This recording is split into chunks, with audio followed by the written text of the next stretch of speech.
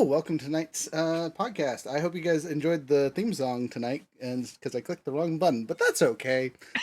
Phenomenal. So I'd like to introduce everybody that's showed up early tonight. So obviously there's me. Hi. Rye Guy's hiding in the corner with his mic off, but he'll be here. We have Dagger House joining us again, the long-awaited return, and last but definitely not least, our fantastic star guest, Lainie Strouse. I said that right, Hi, right? guys. All right, good. You got So, it. uh, we're going to start with explaining who you are, what you do, and do your first initial pitch bit so you can talk about whatever you want to talk about for the first little bit, and then we'll get into tonight's discussion.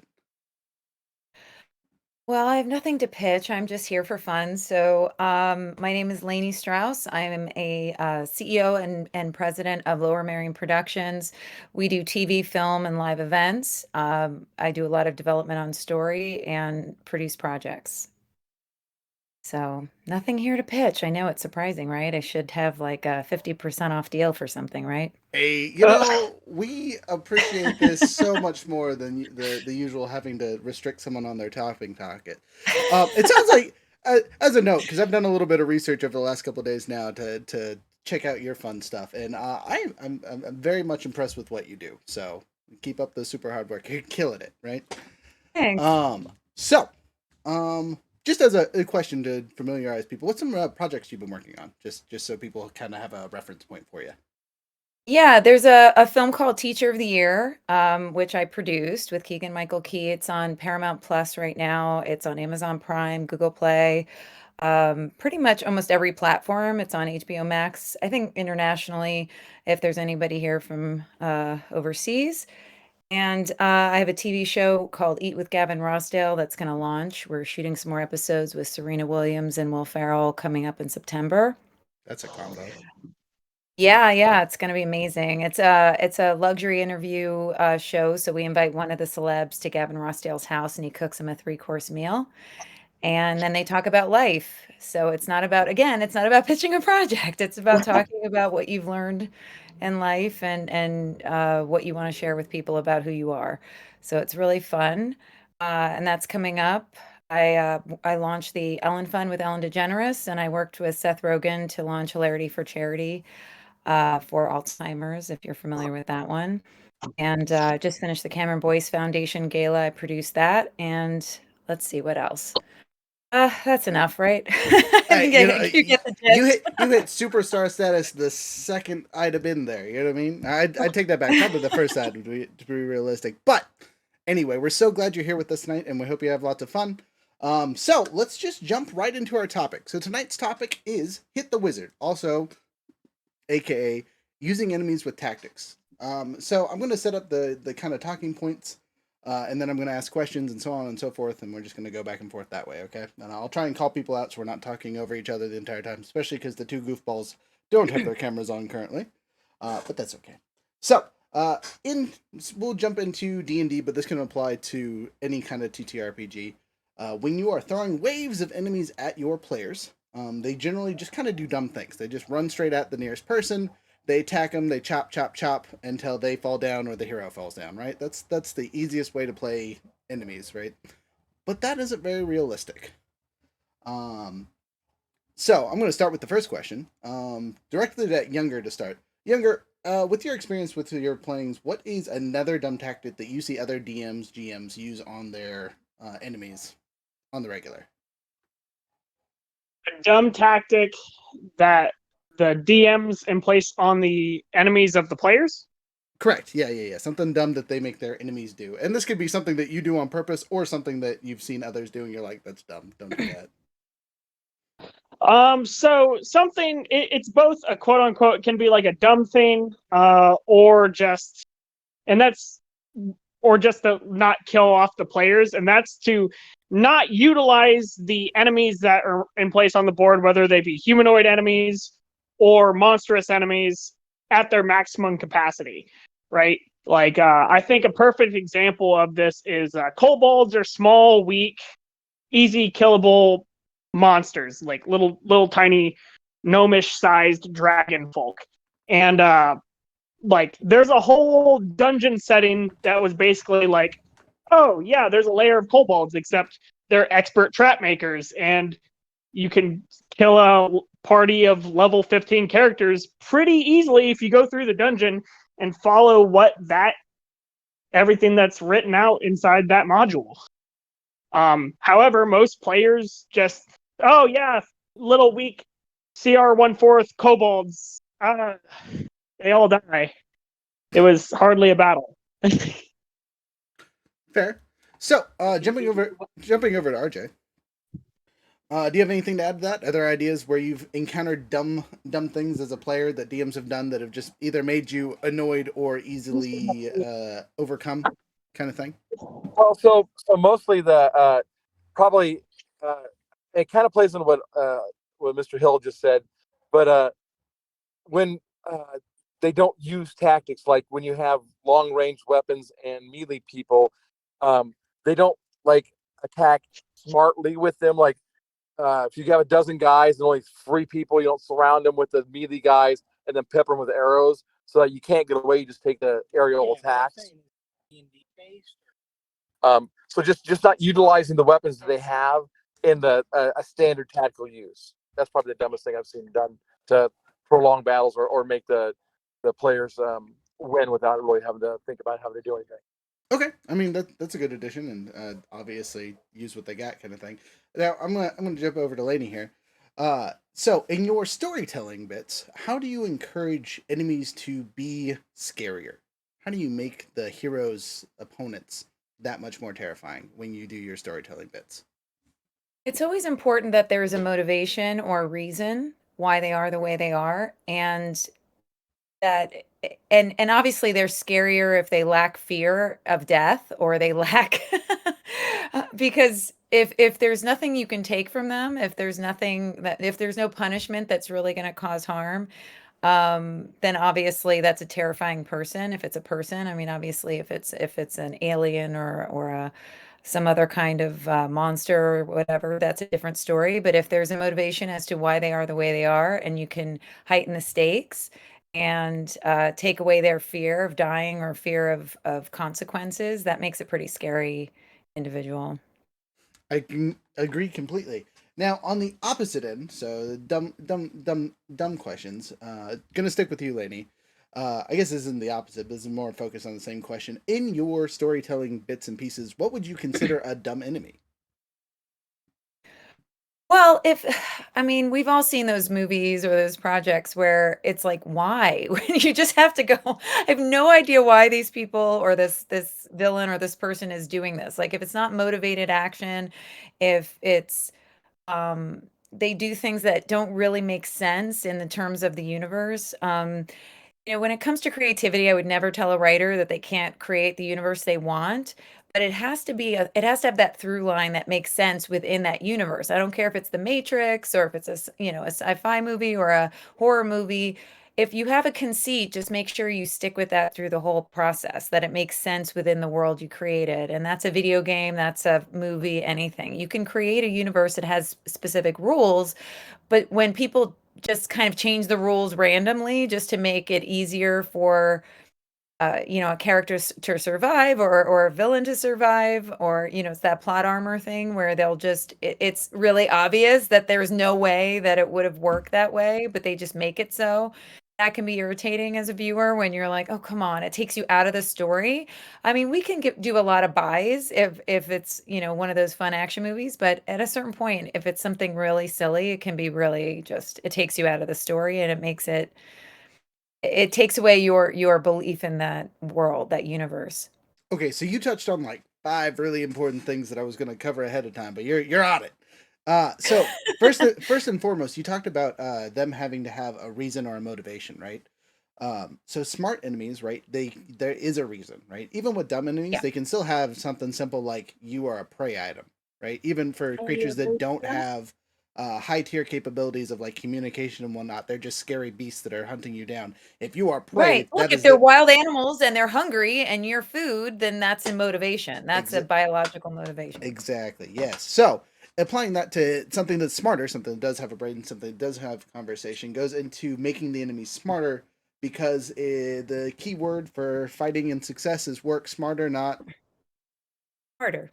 without a weapon. No, just kidding. It's hard. But the biggest one that goes into this one is traps, right? Smart enemies will build traps. And again, we go back to even creatures that aren't necessarily communicative can be smart enough to build a trap. Spiders do it all the time, and I wouldn't hand a spider a math book and expect it to finish it. But they're very smart in what they do. So it's like every creature has sort of their wheelhouse, right? And it's also, can they anticipate the other side? Can they anticipate the next moves of their enemy? Exactly. Right. So we go into our first improvement that we can talk about as making enemies smarter, right? Is play to their strength. So Younger kind of talked about this a little bit earlier too, and so did Daggerhouse with the following the Younger talked about following the modules, right? Because a lot of times in the stories they'll have you fight a group and there'll be one or two survivors that get away to go to the next area, and boom, bang, bing, there's some kind of ambush, surprise, trap. And lots of DMs just kind of ignore that and start it as a new battle. Not those are the same things you just fought 10 minutes ago that you've been chasing or something along those lines, right? And then we go into RJ's not using of their equipment appropriately, right? If they all have slings or bows or whatever and they're running up and trying to punch you, doesn't make a lot of sense. That could be applied to our spider situation as well, right? So next question. I'm gonna flip it around a little bit because we can. What is a smart enemy? If you saw an enemy that was done well, Younger, how would you describe this enemy? Or have you seen in the past? Give me an example of a good enemy that you've seen before on the table. Good enemy that I've seen before, that I often see misrepresented as well, is that of dragons. Who? Do tell. Everyone likes dragons. Dragons are highly intelligent creatures in the D&D universe, much smarter than the average person and or player. Yet almost every dungeon master that I've happened to come across will have that dragon land and get smited by a paladin because it landed on the ground. Give me a good reason why a dragon should land on the ground. Nah, it should just roll up in there like Smaug does in Lord of the Rings and just burn down the city. Like, no, you don't get a chance. If you want to fight me on like the ground, you have to find me when I'm asleep in my lair. Like, I am never going to fight you fair. I'm just going to burn down your village in your town, take all of your money, eat all of your animals, and there's nothing you can do about it because I can fly 300 feet in the air and you can't touch me. And if you do, I have legendary resistances. And then I'll just spray fire down upon you and like kill your party right off the bat because you didn't want to pay tribute. Sounds like you're very excited about the dragons. Daggerhouse, do you have any good examples of smart enemies that you've encountered in your playthroughs? Sure. Like you get a sheriff that's the bad guy in town, or the op force, and he's got the law that he manipulates in his advantage. He has minions, deputies, and or foot soldiers, and then he's got people that will tell him things to stay on his good side. So he has all these things that he uses, and this can be D&D, Star Wars, anything. But generally, anybody that's like the sheriff has all these advantages that they use to maintain their power base. And my favorite one was the guy that didn't trust elephants and could see them in trees. That's a good character. We're not going to talk about that though. Vasul is the best elephant, and that's all I'm going to say. Only about 4 people in the entire world are going to get that joke. So, Lainie, what about you and your experiences? Have you ever had a villain or an enemy that you've just like read through or pitched to someone or anything like that that have just been like, this is a super smart mofo, and the things that they do did make sense, like you were talking about? Well, that's not really the kind of movies I've been making lately, but things like with Game of Thrones, for example, like when you have characters that are very smart and devious, like Cersei or like Daenerys, who, have varying degrees where there might be points where you root for them. And then because of things that have happened to them or that they're protecting themselves or their kingdom, they have to fight and be really thoughtful and devious. So, I like characters where they're not 100% evil because there's a purpose and a reason that goes back to the motivation. But it's sometimes if a character is trying to save the life of somebody, so they have to do certain things to get this, whether it's, medicinal or something, they have a real motivation that drives them. Or somebody like even in the Joker, where the Joker movie that they did with Joaquin Phoenix, where, origin stories, when you see what happens to create a villain. I find that really interesting in terms of character development. And to how did that character become where Oh, they hey, that's are? the wrong. Because most Oh, that's most children aren't born evil, freeway. right? Most of them aren't born evil. So it's like, what happens to them where they develop that sense of that they need to protect themselves or protect their home or their lair or whatever it is in the story. Like, why are they the way they are? And those are usually the smarter characters. Okay, so that leads us into our next bit perfectly. Thank you for the segue. And talking I'm here to about, serve. you're doing great. You're doing all my hard work without me having to ask questions. I love it.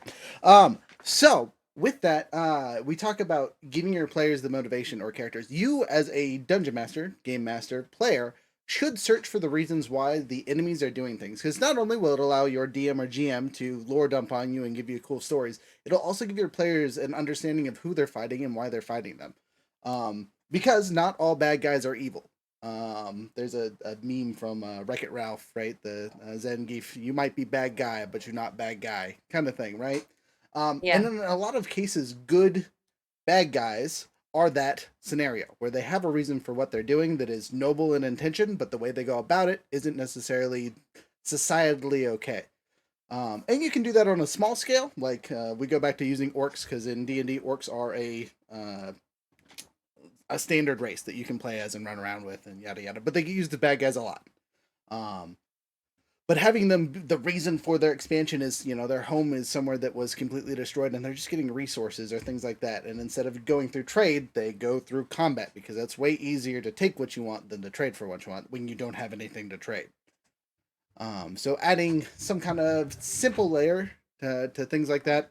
Go to kobolds. Kobolds are a fantastic one, where they're being forced to fight for you, right? There's a big bag dragon. We talked about dragons, and they're just the dragon's minions doing whatever evil bits they need to take care of to get gold for said dragon.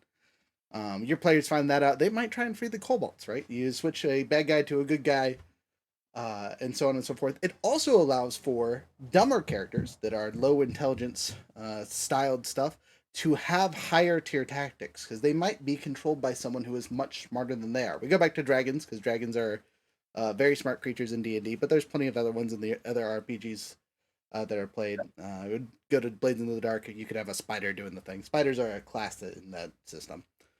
But anyway, having someone who is that class or area that is controlling people from above might be a good reason why in the middle of combat where you guys have been slapping them left and right because they've been running at you with spears, switch to you can't get close to them because they're arching, firing every single round and keeping out of your distance, because Big Back McGee in the back has directed them differently to adapt to your player's combat. So with that, we're gonna ask the question of what are some cool additions or tactics that you would throw on a group? We kind of talked about traps, and I just gave one where the moving the trenches more or less. What are some other ones that you guys have used or played with? I'm going to start with Dagger House. So, like when you know their motivations when they're looking for resources or riches or something they lack, you show it to them, and then you defend it. You basically trap them with their desire. Ooh, look, shiny. You want the shiny? Oh, you're gonna get the mace. You're gonna get the sword, the battle axe upside the head. Basically, look at the goal, but wacky whack. Okay, so just a clarification: are you talking as a player trying to draw out enemies, or enemies drawing out players? As a player drawing out enemies. Okay, so you're doing. If you can understand their motivations, you can use what motivates them against them. If they just want to protect their family, go capture their family. They're going to come at you, and they're going to take risks to get their family back, and you can destroy them. Devious. Well, that's what the bad guy can do to you. I was gonna say you better have a group of chaotic neutral characters for that one. All right, what about you, Rye Guy? What's a tech that you've either used or seen people use for enemies that was like, well, that was cool? So something that I've personally done as a DM that I thought was really cool. which led to some interesting role play, was I had the bad guy be, I guess you could say, like the proprietor for the characters themselves. And so the characters were going and doing stuff for this guy originally because, oh, he was introduced in the campaign and, oh, they gained quote unquote favor with him, so on and so forth. And then he just had them doing more and more jobs and then didn't necessarily tell them all of the specifics as to like, oh yeah, we like these are some bad guys. Even if those people weren't necessarily bad guys, they had to be taken care of. But he's not going to say, oh yeah, those are the good guys. You're generally not the bad guy in your own story, right? And then watching it develop over time, and then the characters being like, wait, are we on the wrong side of history after it's like you guys have been playing the campaign for 3+ months? Never happened. That didn't happen. We're not going to talk about it.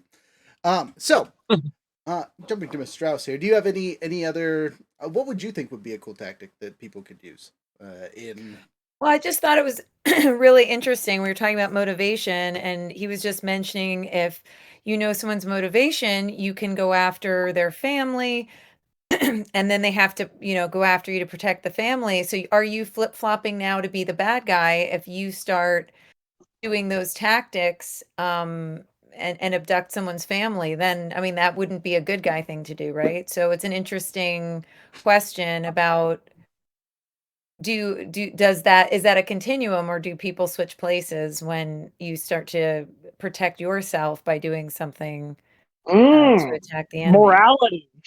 So I think that's one of the unique things about TTRPGs in general is you don't have to be the good guys. Like there's no set you have to be the very The hero. Yeah, you could be a hero but still be a bad guy, right? There are plenty of heroes that are complete d-bags, but they get the job done and defend the most people, right? They're still doing the greater good, but they're bad guys. Yeah. And is doing something bad in the name of getting some, doing good. It's always that kind of that line, right? Right. And it's something that's great to explore in these games. You know what I mean? From a personal narrative to a larger one. But that's what makes it more interesting when you're talking about good guys and bad guys, when they can kind of cross those lines depending on the circumstance. It makes it a lot more interesting. I 100% agree. Now, to kind of go back on something, because a major book that was done a long time ago that needs to be mentioned if we're going to be talking about this is a book called The Monsters Know What They're Doing. And it was specifically built for D&D characters, specifically 5e. I think the other one they had was... so there's two of them, or three of them, and the first one is The Monsters Know What They're Doing, and the other ones are variations of the word monster that still apply to D&D and cover more people and things. And it goes over the tactics and whatnot. It's a really good book. I just want to shout it out really quick because I thought about it. I was like, oh yeah, what's the name of that silly thing? It's literally straight up easy peasy to remember.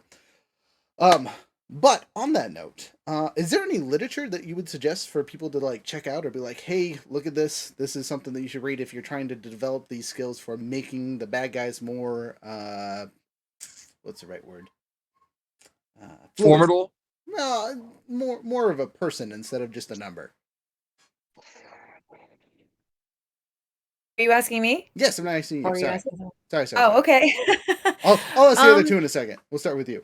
Yeah, I mean, I'm a fan of tons of literature, but there's I mean, if you're speaking specifically about these kind of worlds, obviously the George R. R. Martin stuff and the Game of Thrones things, I think, even more so in the books, they have a lot more depth and you can go into a lot more information. I think obviously the shows were well done overall, but and the acting was very good, but in terms of with any book, whether it's Godfather or any of those books, when you actually read the books, there's so much more depth into the thoughts that go through and the motivations and understanding why these characters are the way they are and the struggles that they're having internally, which you can't show in a movie.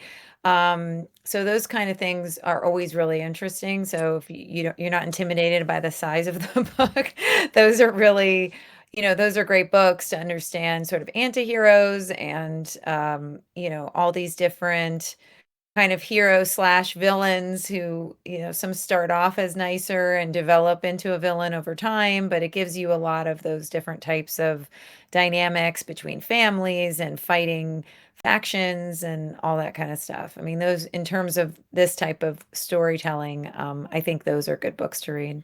Gotcha. So, just as an opinion from you before I ask these other guys, how do you do those internal monologues? If you wanted to show that either in a show or in our case at the table, what is a good way to indicate that like this is what they're thinking? Now, with the show, I could think of like the screen fades to black and they just talk kind of like you do in like a theater play. But is there other ways that you could do that well, in your opinion?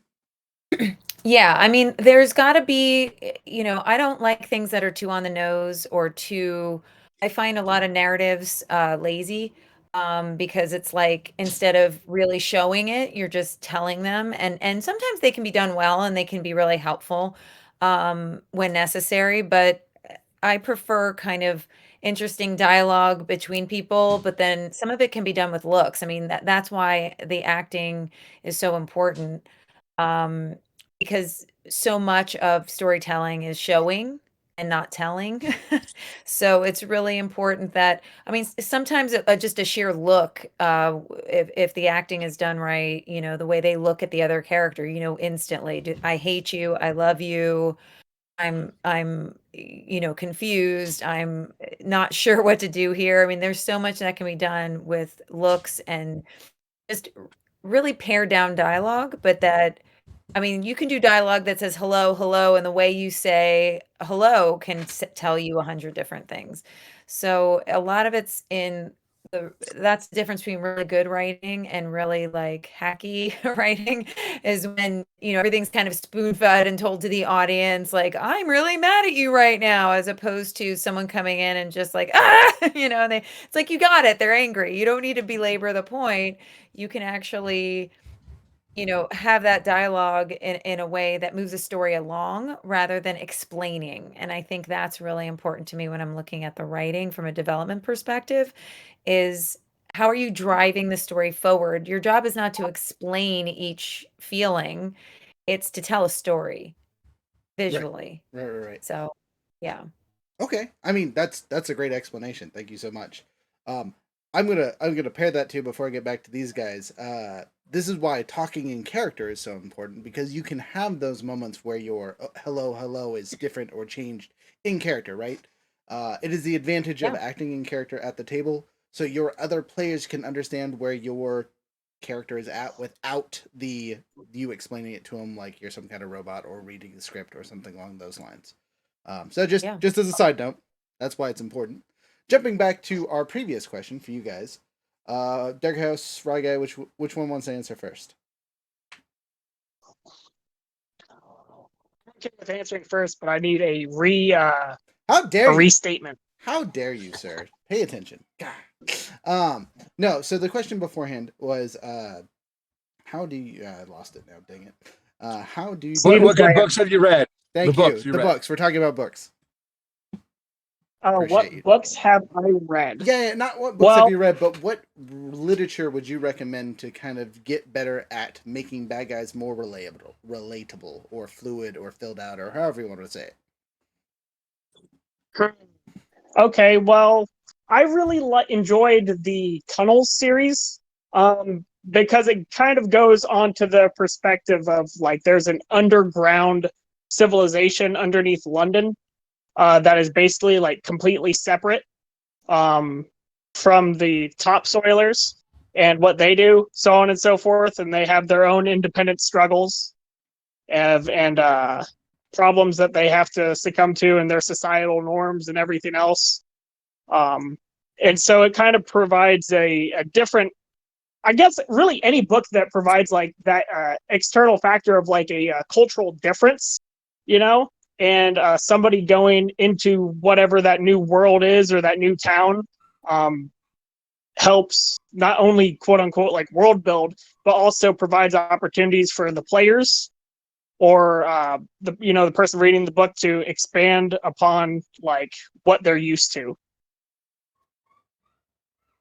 I agree. All right, Dagger House, since you were so kind as to remind us to the question, would you be so kind as to answer it? I actually had 3 good examples, and listening to Younger made me forget my third one. Thanks, appreciate that. So the first 2 really are just like straight tactics, like the Art of War or the 5 Rings.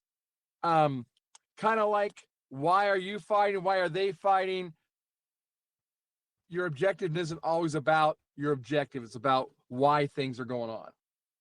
So those are 2 good books that they're tactics related, but they're also motivationally related, and they're great literature. They talk about a lot of things of the human condition. And then my third example, I'm trying to think what it was, but it was good. So the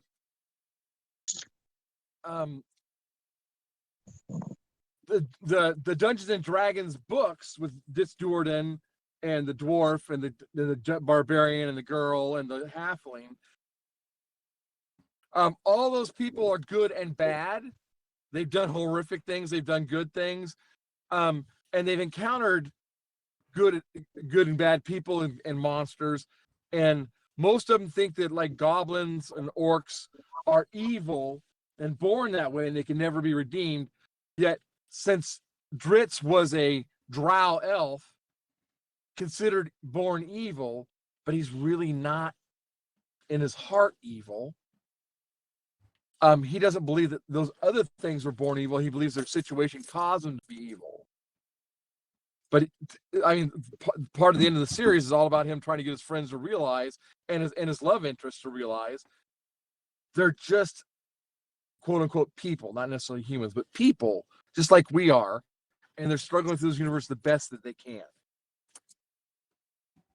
And so his friends just want to destroy them. He wants to contain them. And it's a different way of looking at the problem, to have a solution that everybody wins with, not just my side wins. I think they're excellent books. So I'm not going to comment too much on them.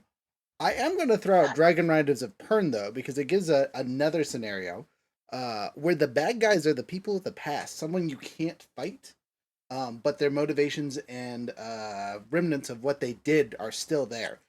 Now, obviously, in the books, spoiler alert, there is some time traveling nonsense that goes on, but not enough to fix things for the long tier. They do fix things a little bit, but yeah, again, I ain't gonna spoil too much for it. But the bad guys aren't ever there. So most of the stories are the characters versus nature instead of enemies, drawn lines, all that kind of stuff. Because everyone on the planet's just trying to survive, kind of thing. Depending on the book, there's a whole bunch of books, but specifically the first 3.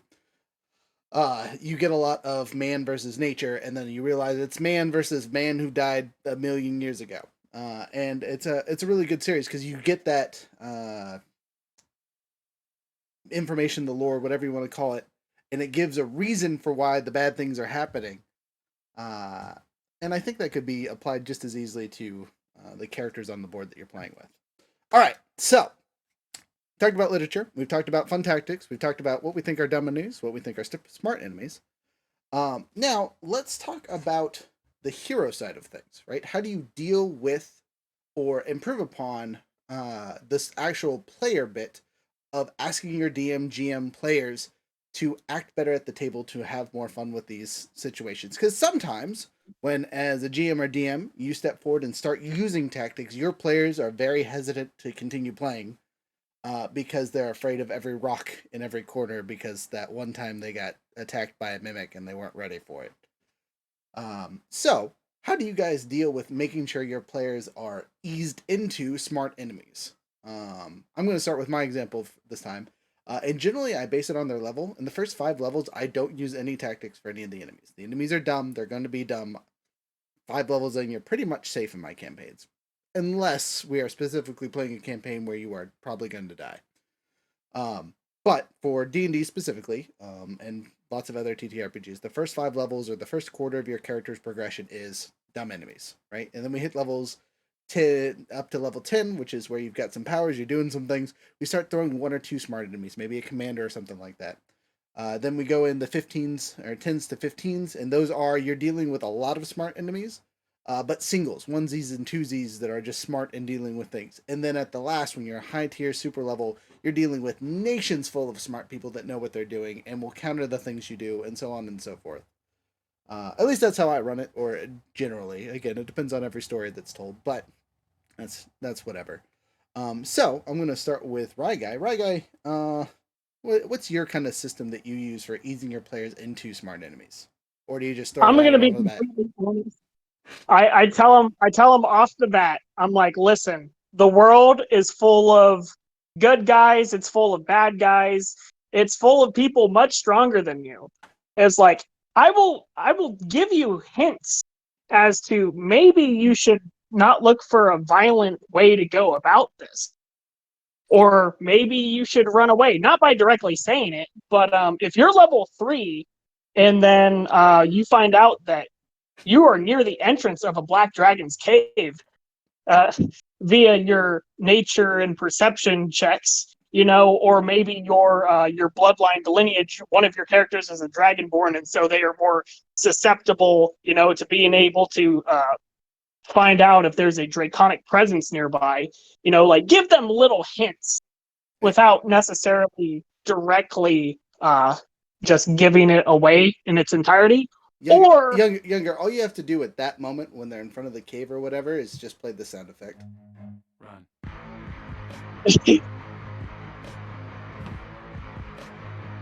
Sorry, continue. Absolutely. Something else I also like to do in more of a narrative standpoint is there could have been somebody who was like their big brother, essentially, throughout the campaign, or, maybe a local hero that they had heard about, through rumors in town, so on and so forth, and just completely decimate it. Just completely annihilate whatever was there, whether it be, another hero or somebody that they know is of higher strength, or a building. Doesn't have to necessarily be somebody, and just show the overwhelming force and power, and then maybe they'll be like, maybe I shouldn't punch that. Maybe I shouldn't punch that. A great line to be tossed out there, especially as a DM. That's a good way to tell your. Can I make a players. T-shirt with that? That's awesome. Yeah, right. Only if you send me the T-shirt. All right. He wears an extra small. Yeah, right. Just Medium. toddler size. Maybe I shouldn't punch that. Yeah. Exactly. I need a couple of those. So we're gonna skip order a little bit. And Miss Strouse, what about you? What are your feelings on this? How would you integrate smarter enemies into your stories? Or would you do the opposite? No. This is just like, how would you integrate it into your stories? How do you progressively show that they're dumb at the start and smart at the beginning, or are you like Younger, where they're smart the entire time and good luck?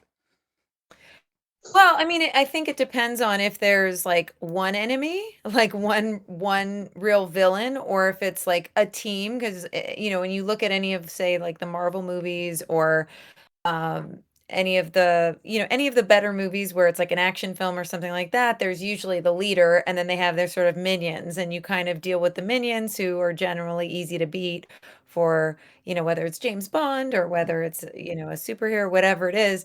They're usually kind of just a line of defense to get to the leader. The leader sends out the minions to do to do all the dirty work, and then eventually you get to the villain. Even like a movie like Die Hard, you'll have all the other guys, and then you get to the leader of the group eventually. So it just depends if it's kind of a group, or if it's more like there's the one villain who's consistent throughout the entire story. But typically, you'll have to have somebody helping the lead villain. So I think that's probably just standard in a lot of these films, that you have kind of the easier, and then it gets harder as you get closer to the leader, because the leader is supposed to be the smartest one, right? I mean, it's kind of like nesting dolls, right? They have the one in the middle, and then you get through all the layers. Um, But I mean, if a story's well told, even if it's a standard kind of format, if it's a trope that people are used to, um, whether it's you can see a rom-com like When Harry Met Sally, and then you'll see others that are junk. If you'll see a action movie that's not well done, and you'll see another one that's really well done, and they might have the same trope, but it's all about execution. It's how, it all how all of that is executed. Okay, Whether it's the so acting, the storytelling. gotcha. So you're saying it's on the execution, but it sounds like the tactic you would do if you were telling the story is start off with the wimpy yahoos and progressively get stronger as the story goes on I mean, narratively. I personally would like to make it more interesting. That's just typically the trope, but Well, okay. How I would you like make it more more interesting? psychological things. I like more things where they're not as obvious. I like having kind of surprises and layers in my characters. That's what I prefer because I like to keep the audience guessing. I haven't really been into the kind of standard trope where it's like every single thing is obvious because I like to do things that have a little bit of a surprise for the audience. I completely agree. Going over to Dagger House, what about you? What's your system of enemy tactics? Is it something you focus on or deal with when you are playing? So whenever you're setting up the adventure, whether it's a module from Dungeons and Dragons or it's a homebrew, everybody has limitations and capacity, right? Minions aren't very smart or not very powerful, etc. So if you let them be aware of the visually what their limitations are. The guy has a bow and arrow. The guy's got a spear. The guy's got a two-handed great axe that looks like it gets sliced through stone. You're going, okay, maybe that guy's limitations are higher than, say, the guy with a stone spear. Okay, capacity. What does a person look like they can do? Is he skinny? Is he strong? Does he have capacity for great strength? Does he have capacity for great cruelty because of what kind of character or race he is? And for players to understand that they're brave and strong and ferocious and true and all of that, they know about themselves. But if you can portray the enemy as having the same features or the same characteristics, you can have drama build and happen along with the action. There's you not necessarily have to have the emotion, but the sense of someone's capacity or limits by how you portray them visually or what their actions are. Like you said, it doesn't have to be always the most obvious thing. Two kids wrestling. One kid has a lot of experience. One kid doesn't have very much experience. One kid teases the other kids. By the third round, he's up 13-3. The kid looks at his coach. His coach said, "You got one move. You got to hit it, boy." He hits his move, pins the guy, and wins. Right? Both people had capacity for sports, and they had limitations. But because one kid, you kind of put the pressure. He's losing. The guy's laughing at him, and he brings it with everything he has. Bad guys can do that and will surprise you. Guys can do that and surprise you. So making the characters have that depth without saying they have that depth is a way to let people understand that the limitations of that certain level of group minions under bosses, big bosses. The big boss, his story might be more well known than his underlings, but you know their limitations and capacities by how you describe them.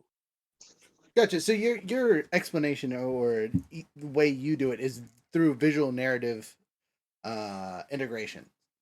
Basically, you take qualities from the players and mimic them in the enemies if they have similar things, so the players easily understand what they're dealing with, or at least can compare it to themselves and see where they're at, kind of thing.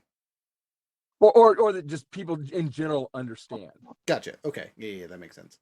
Right. Big guys aren't always dumb or stoic. Right. They can be angry, or they can be full. Fat guys laugh a lot. Whatever the stereotype you want to throw on there, and you can switch that around to show that they have a different capacity than the stereotypical. Okay. Gotcha. Yeah, I think Can that's I actually Can you do what? Sorry, you kind of broke up there. And so, at least You're being a robot. Come back. can you hear me? Nope, still in the tunnel. Even Yeah. as I speak? Yeah, you're gonna need to hang up and call back. I think your signal's down there, buddy. Yeah, probably. But if you can hear me, Yeah, you I just turn sound off like you're in some a tunnel. I don't think I can save that. I'm sorry. Yeah, it's okay. But ran a campaign where I read bad guys essentially, like bad guy comes back, or so on and so forth. The good guys are chasing. Yeah, younger, you're gonna need to disconnect and reconnect because we're getting about every third word here. All right. Anyway, well, he comes back. Miss Strauss, do you have something to add? Well, I mean, I personally, I like what when he was referring to not to expect the obvious, because you get humor and you also get some kind of interest when you do the opposite of what's expected. Like sometimes you see this really big, strong guy, and it turns out he's terrified, or you have those moments like in Indiana Jones where the guy's doing his whole big sword play and he just turns around and shoots him. It's like those are moments for fun, and you have people who look intimidating and are have that like they look like they're super scary, and then if the hero or another character can just take care of them instantly. But I've seen it even in real life, in karate or things like that in martial arts. You could have this small skinny person who could take down the biggest guy in the world, because he has the ability and the skill. Not everything's about size and appearance. Sometimes people just have the skill. I mean, look at Jackie Chan, and there's people like that who are very skilled in martial arts and can do serious damage, because of what they know how to do. So, as a side note, fall back to your Indiana Jones comment. Do you know the story behind that scene? You know what? I think I heard it a long time ago, but if I don't remember the details. So, there's going to be this big, intricate fight, yada yada yada. But Harrison Ford had diarrhea that week, or dysentery, or something along those lines, and so he pitched, "Can I just shoot him with my gun?" And they're like, "Yeah, why not?" Well, I'm glad they let him do it for whatever reason. Yeah, because it was awesome. I mean, it's a moment that you remember, and those are the kind of surprises that I talk about. It's like, there's the easy thing where he could have gotten in a fist fight with him and wrestled and everything like that, but that's an iconic moment that you remember after the movie. So, having those moments in your games will make it more entertaining, I think. If you have, like those moments where somebody like the size of the Rock, if he's standing there and he's all muscly and a little mouse runs by and he goes, "Ah!" and you're not anticipating it. Those kind of moments are fun, and you can add some brevity and some fun things, some levity and some fun things to your story. Um, and it doesn't have to be a comedy to do that. It's just fun. And that's why some of these superhero movies have done really well with it. Like Thor, adding humor and adding things to that, I think it makes it more entertaining. And it's a surprise because you're not expecting it. On this note, I kind of want to dive down this rabbit hole really quick and ask the other two yahoos if they have any good examples. I have one that I have to share though. That was probably one of my funniest ones from one of my really early campaigns.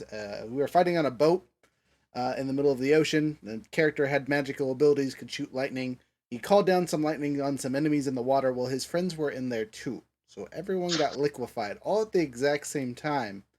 And the players who were with them didn't expect it, and it was hilarious. And we avoid water at all cost while traveling with that character now. What about you two, younger Dagger? You guys got any good stories to share before we move on? Stories, comedic stories. Well, just the high tier unexpected that played out well. You know what I mean? That is memorable. Just memorable events that you can think of. High tier unexpected. I should have expected it, but I didn't. And that was one of the characters that was in my group had what was a dragonborn. So they had the ability to breathe fire. And one of our other players was stuck in the net. And then there was a spider on top of him, a giant spider. And he was like, "I breathe fire on the spider." I'm like, your friend's there. He's like, yeah. I'm like, oh no. Yes. And then he burnt his friend to a crisp. That's teaching players consequences to their actions. It's a wonderful thing to do, especially early on. Digger House, what about you? I was playing this elvish woman. She was a sorceress. She was her heritage was dragon, and so she was very charismatic and she was like lawful neutral. She didn't like shady characters, and we ran across a shady character, and he kind of rubbed her the wrong way. So she walked out the door. She kind of dropped the fireball back in the room. Well, killed the guy, burned the city hall down. It made the whole town mad, which made them attack the heroes, and they ended up killing everybody in the whole town. So villain arc began. Got it. They, to clarify, they killed all the guards. Oh yeah.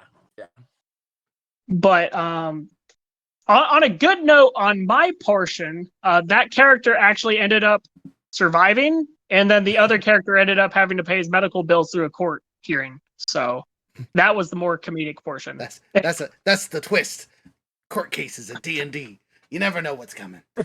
Back to the story that RJ is relaying. So after they finish killing all these guards, they go off on their adventure and run away, right? Because they don't want to hurt any of the civilians. Well, unfortunately for them, they left the town without guardsmen, and a large group of bandits came through and raided the town, and that's when all the people died, because they pillaged and destroyed everything, because the heroes took out all the guards defending themselves, and the consequences of their action was an entire town was wiped off the map. But real estate was cheap in the area. It still hasn't recovered. We're 2 generations later, and Way is still a smoking pile of rubble. Which is really sad, because that was just a stupid, funny town. That story aside, kind of jumping into last minute thoughts here as we're kind of getting to our wrap up point, because we're about at an hour. I'm going to go to our star guest here and give you a little bit to talk about yourself or final thoughts or ideas or anything you have on either the topic or whatever else, and let it rip. Well, just in terms of story, whether you're talking about villains or heroes, making sure that each character has a purpose and is driving a story along, because there's a lot of projects out there where there's just extraneous things that happen and it's not really necessary to make the story better. So I kind of look for that when I'm working on development to improve, any kind of story. It's really about, does this scene really add value to it? Because sometimes people just fall in love with an idea and they put it in because they like the idea, but it may not be adding anything to the story. But in terms of me, if you want to reach out to me, you can reach me at LainieStrouse.com. There's a contact page there if anyone wants to keep in touch. Awesome. Thank you so much. Younger Dagger? I was gonna say don't leave yet. We gotta talk to you afterwards. Wahaha. Okay. Oh, well, in regards to the topic at hand, I think we kind of hit on this point multiple times, but I think having diverse and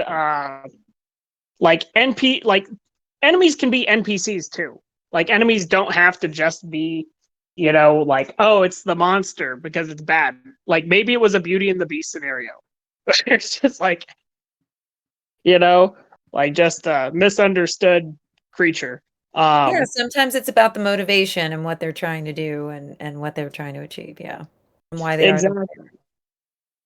are. And and it's okay that sometimes, maybe just being the evil lich that wants to, take over the world and fill it with undeath, like that might be that one particular one, and it's okay to have that simple, but you can then further give it extended personality, like maybe it was charismatic, maybe it was stoic. You can add those separate elements that give it a level of humanity to it, even if it is no longer human.